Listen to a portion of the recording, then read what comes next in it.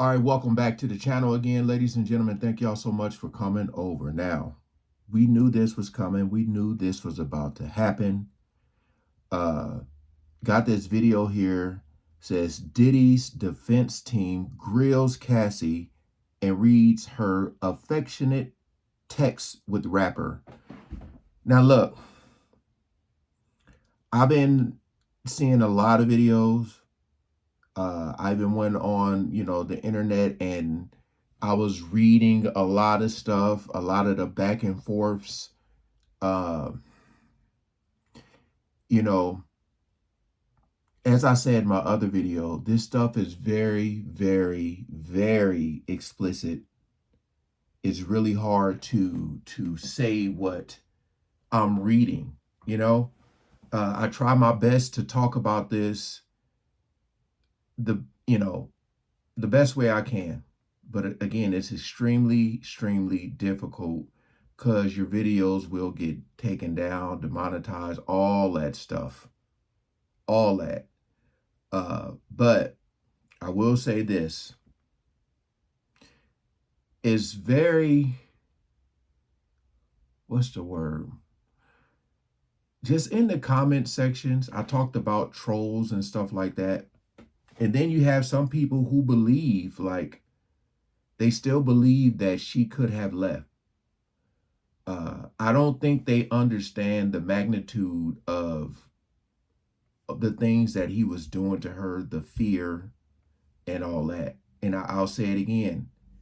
I know this is not what he's on trial for. I get that. I understand that 100%. But when you look at everything that she's saying, it's out of fear and repercussions of things that he would do to her. People are saying like, oh, why couldn't you just get up, or why didn't you just get up and leave? And that video shows what would happen when she tries to.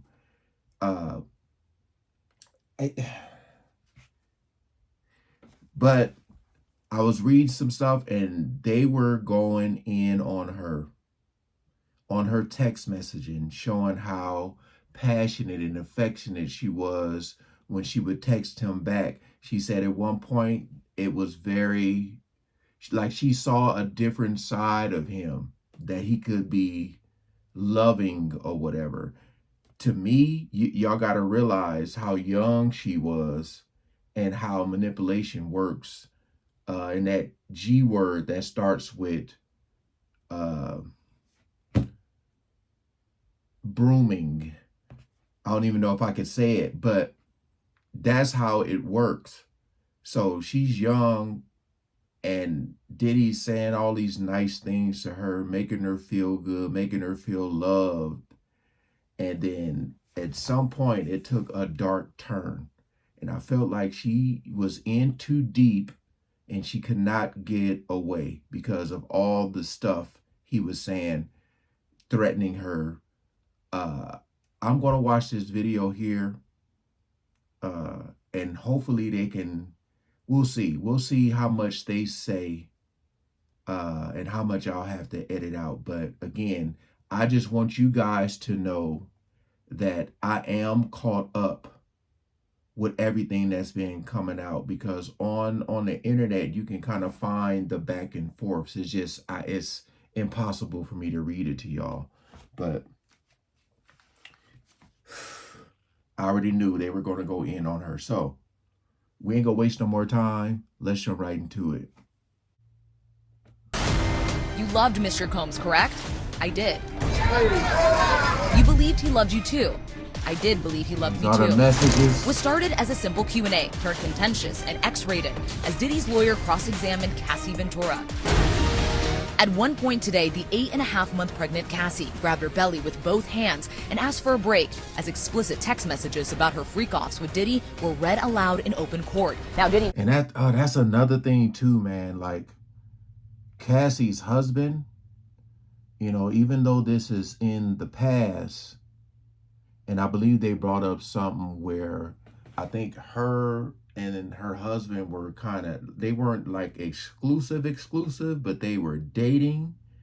And she and Diddy, like, they were still texting each other.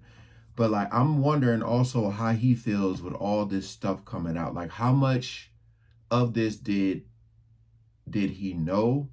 Did she like sit him down and have a talk with him? Like, hey, this is all the stuff that could potentially come out. This is what you need to know. So, yeah, man. But and then the kids shouldn't be there.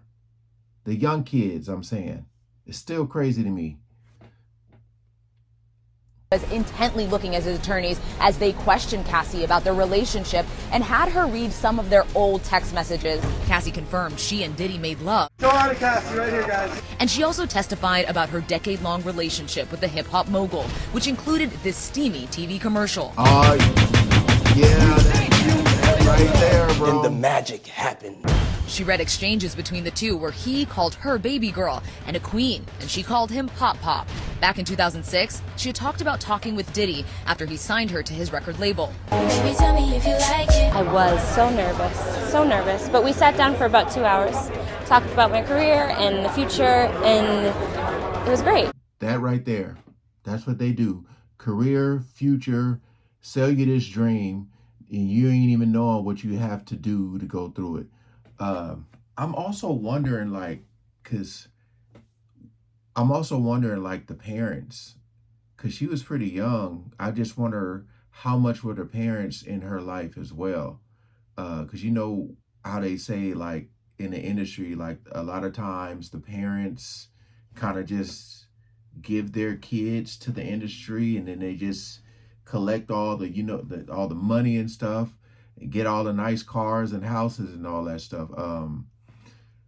Sorry that I'm pausing this video. It's just, I just kind of want to intervene as far as stuff that I read, because I don't know if they're going to be covering it here. But when they mentioned that when she would do stuff with another guy, and then her and Diddy would go in another room or something, and basically what her and the other guy did, Diddy would take that, how could I say this? And y'all know what I'm trying to say here about him taking stuff and like rubbing it on his chest.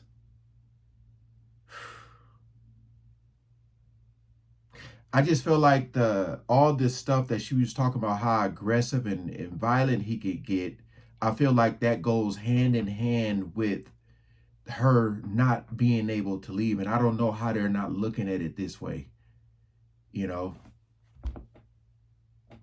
You know, it turned out amazing, and he's a great guy.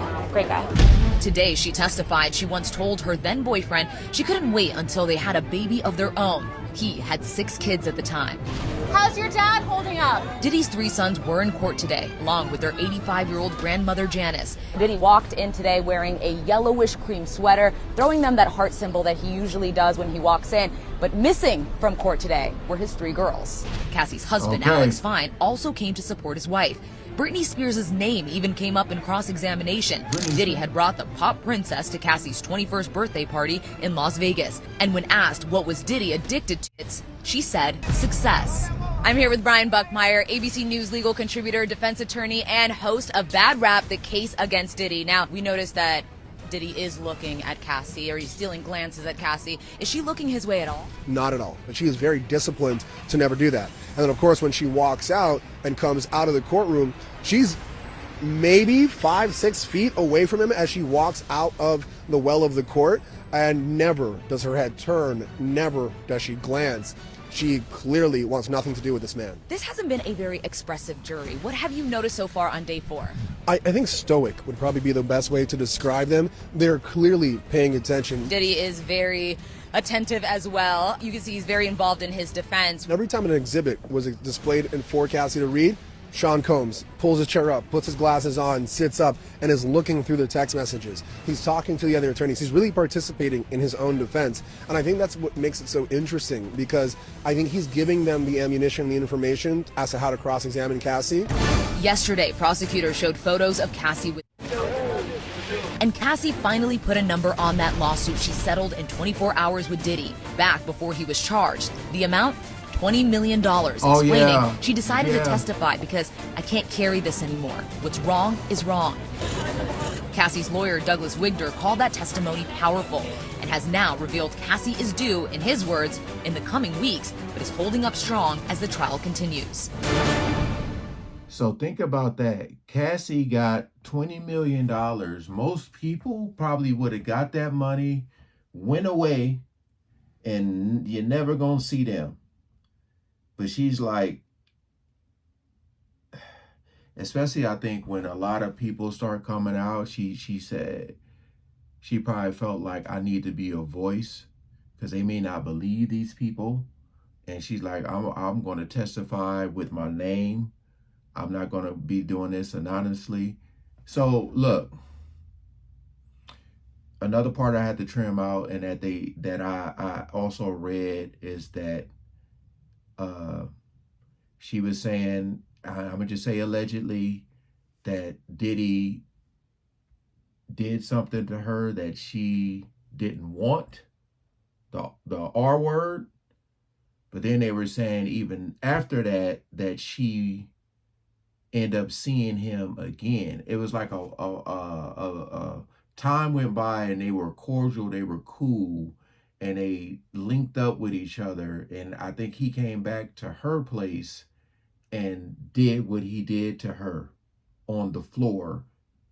And then after that, like, I forget the timeline, but she had saw him again. And I think that is when her and her husband now were kind of texting each other or dating or whatever. But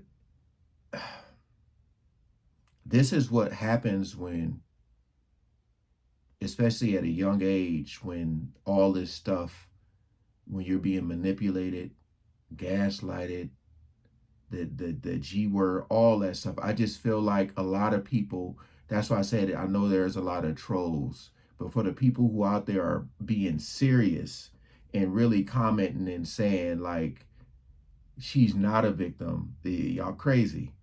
Y'all crazy. Y'all don't understand how it works when fear is a factor.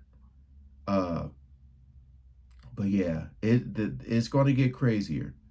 But you know, a lot of texts just show that, to me, what I got from it, that she was young and in love. You know, you looking at Diddy, who was this damn music mogul at the top, who she knew that he pretty much was the gatekeeper to her having a career or whatever. And it turns out shit, the whole relationship was just pretty much about, you know, doing stuff with those other males. You know, that's what Diddy allegedly turned it into, you know. But like I said, I feel at one point she may have been going along with it because she was just young and in love. But I, as I said before, I don't care how long you are with a person.